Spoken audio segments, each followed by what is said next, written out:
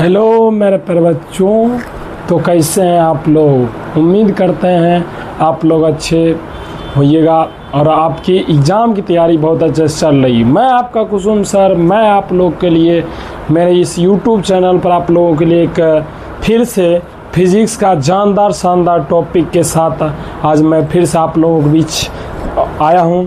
तो बात करते हैं, आज का जो टॉपिक रहने वाला है वो आपका ये इससे रिलेटेड प्रत्यावर्ती धारा से रिलेटेड रहने वाला है, जो आपके लिए बहुत ज़्यादा इम्पोर्टेंट होती है और ये कभी कभी आपका 2 मार्क्स में प्राय 5 मार्क्स में पूछे जाने वाले क्वेश्चन होते हैं। तो बिना कुछ देरी के हम लोग स्टार्ट करते हैं। तो क्या है, बात करते हैं, ये होता है आपका आज का टॉपिक है पूर्ण चक्र के लिए प्रत्यावर्ती धारा का औसत मान या माध्य मान निकालिए। सबसे पहले हम लोग जानते हैं औसत मान या माध्य मान क्या होती है।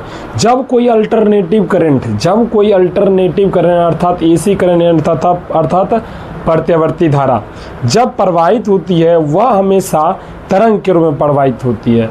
अर्थात यह हमेशा शीर्ष जैसे मान लीजिए ये आपका तरंग, ऐसे तरंग होती है, तरंग के रूप में शीर्ष और गर्त के रूप में जाती है। और यह क्या होती है, एक चक्कर पूरा करती है फिर अगला चक्कर दोहराती है। इस प्रकार से अगर एक चक्कर लगाएगी तो आपका टोटल 360 डिग्री का कोण बनाएगा, तो एक चक्कर लगाएगी। तो वही आज हम लोग को पूर्ण चक्कर का अर्थात एक चक्कर के लिए हमको क्या निकालना है, प्रत्यावर्ती धारा का माध्य मान निकालना है। माध्य मान कहलाती है जब किसी भी परिपथ से अर्थात चालक से धारा प्रवाहित की जाती है तो धारा में जो परिवर्तन होती है उसी परिवर्तन का जो बीच का मान होता है अर्थात औसत मान जो होती है उसी को हम लोग बोलते हैं माध्य मान। तो आज की टॉपिक यही रहने वाली है। तो देखते हैं क्या कैसे करना है। सबसे पहले हम लोग प्रत्यावर्ती धारा का जो होता है समीकरण होता है I बराबर I note sine omega T. और ये ओमेगा टी जो होती है आपका कितना विस्थापन हो रहा है, कोणीय विस्थापन कितनी हो रही है, ये बात चलती है, ये बात होती है। और ओमेगा टी ये आपका ओमेगा जो होती है कोणीय विस्थापन होती है और टी जब होते हैं ये कोण बताती है। तो आगे हम लोग देखेंगे इसकी यह कोण किसके बराबर होती है। तो प्रत्यावर्ती धारा समीकरण I बराबर I note sine omega T होता है। उसके बाद प्रत्यावर्ती धारा का औसत मान के अगर चलते हैं उसका फॉर्मूला होता है, इसे प्रत्यावर्ती धारा के औसत मान या माध्य मान को IM से सूचित किया जाता है। ये हो गया। अगर इसका फॉर्मूला की बात करें, इसका होता है समाकलन ऑफ 0 से t I dt और बट्टी क्या होता है समाकलन ऑफ 0 से t dt ये होता है। अगर हम पूर्ण चक्र के लिए बात करें तो आपका t बराबर समय जो लेगा 0 लेगा और t बराबर जो समय लेंगे आवर्तकाल के बराबर यह तक लेंगे। तो ये हम लोग लिख के देखते हैं क्या होता है। IM बराबर अब आ जाएगी फॉर्मूला 0 से आप जो ये t है छोटी t है इसके जगह क्या लेना है 12 t यानी आवर्तकाल लेना है I dt बट्टे क्या हो जाएगा बाबूरे 1/t dt हो जाएगा। ये हो गया। अब क्या करते हैं यहाँ क्या कर रहा है I का जो समीकरण दिया वो लिख देते हैं। I का समीकरण क्या दिया I note sine omega T. यहाँ हो गया IM इजकल टू I 0 से t I note sine omega T upon ये जो आपका dt है dt का समाकलन करते हैं तो यह आएगा t से होगा, इसका हो जाएगा 0 से t तक आ गया। आगे बात करते हैं हम लोग, देखते हैं क्या होता है आगे। IM इजकल टू आ गया, IM इजकल टू यहाँ से अगर मान लो यहाँ पे कॉमन यहाँ जो आपका इसको कांस्टेंट मान लेते हैं, कांस्टेंट मानेंगे तो आप बाहर आ जाएगी। ये होगा I नोट 0 से t ये हो जाएगा साइन ओमेगा टी और इसका हो जाएगा आपका यहाँ पे dt था तो dt भी देते हैं, dt दे देते हैं। और इसका नीचे में आ गया आपका इसका अपर वैल्यू रखो t 0 तो इसका मतलब यहाँ पाएगा t माइनस 0। ये हो गया। अगर क्या करते हैं आगे बढ़ते हैं, देखिए IM इजकल टू हो गया I नोट अगर ये t बट्टे नीचे कर देते हैं तो कोई दिक्कत नहीं।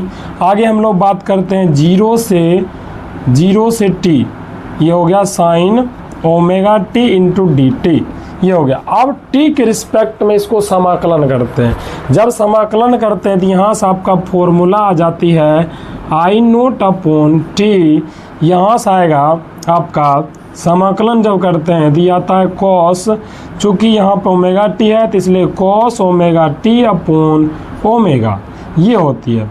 ये आ गया, इसको कहाँ से कहाँ तक, 0 से टी तक लेना है। और इस समाकलन कैसे होती है इधर करते हैं, देखते हैं।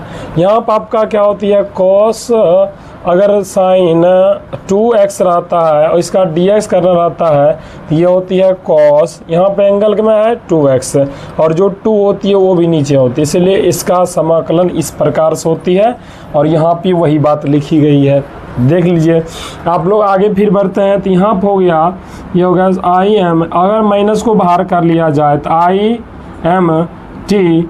अब बताओ यहाँ से ओमेगा को बाहर कर लिया जाए तो यहाँ से हो जाएगा ओमेगा टी, यहाँ से आ जाएगा आपका कॉस ओमेगा टी और माइनस कॉस, सॉरी यहाँ हम देखते हैं इसको एक अपर वैल्यू पुट कर देते हैं, माइनस तो बाहर कर लिए हैं तो हो जाएगा cos omega t cos omega into 0, ये आ गया।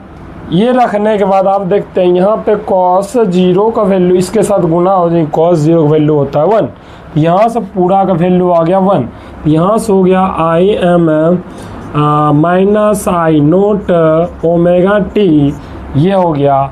फिर बात करते हैं कॉस ओमेगा टी माइनस 1, क्योंकि इसका वैल्यू 1 आएगा, कॉस 0 की वैल्यू 1 आती है, ये आ गया। आगे बात करते हैं, यहाँ पर क्या करते हैं, यदि पूर्ण चक्र के लिए जाया जाए, अगर यहाँ क्या करते हैं, यहाँ से यहाँ तक जाते हैं, यहाँ तक जाते हैं, यहाँ पर आपका 0 एंगल होता है, यहाँ से होता है पाई, यहाँ से हो जाता है 2 पाई, यहाँ से यहाँ तक चक्कर लगाया जाएगा तो आपका यहाँ से आवर्तकाल हो गया आपका एंगल कितना बनेगा, ये एंगल बनेगा आपका 2 पाई। इसीलिए यहाँ पर क्या करते हैं, ओमेगा टी की जगह पुट कर देते हैं, put omega t is equal to 2 pi यहाँ पे रख देते हैं तो आपका देखिए फॉर्मूला क्या आती है, आई एम इजकल टू आ जाएगा आपका, यहाँ से हो गया, यहाँ से आपका है I naught upon omega t cos 2 pi अब माइनस 1, और कॉस 2 पाई का वैल्यू जो होता है 1 होता है, कितना होता है बाबू रे, 1 होता है। इस प्रकार से आई एम इजकल टू ये हो गया ओमेगा टी 1 माइनस 1, 1 माइनस 1 क्या होती है बाबू रे, 0। आई एम इजकल टू हो गया minus I naught upon omega t into 0। इस प्रकार से आई एम इजकल टू हो गया आपका 0। इस प्रकार से आपका यहाँ पे आई ये हो गया आपका 0 से इंटू मल्टीप्लाई होगा तो आई एम इजकल टू 0। इस प्रकार से आई एम का जो मान आ गया 0 आ गया। तो इस प्रकार से हम बोल सकते हैं पूर्ण चक्र के लिए प्रत्यावर्ती धारा में आपका जो होता है ये माध्य मान जो निकालते हैं या औसत मान जो निकालते हैं वो हमेशा शून्य आती है। उम्मीद करते हैं आप लोग को ये वीडियो अच्छे समझ में आई होगी और ये आपको पूर्णतः समझ में आई होगी। अगर आपको यह वीडियो अच्छा लगे और आपको समझ में आई होगी तो अपने दोस्तों के साथ शेयर करें और कमेंट करें, लाइक करें, सब्सक्राइब करें। और इस प्रकार से आप लोगों के लिए प्रत्येक दिन मैं नए नए टॉपिक के साथ, नए नए इम्पोर्टेंट टॉपिक के साथ आपके बीच आता रहूँगा। और जो आपको इसमें कोई प्रकार का प्रॉब्लम होती समझने में तो आप कमेंट बॉक्स में ज़रूर एक बार लिखिए। तो मिलते हैं फिर से नए वीडियो के साथ, फिर से नए वीडियो में नए अंदाज के साथ।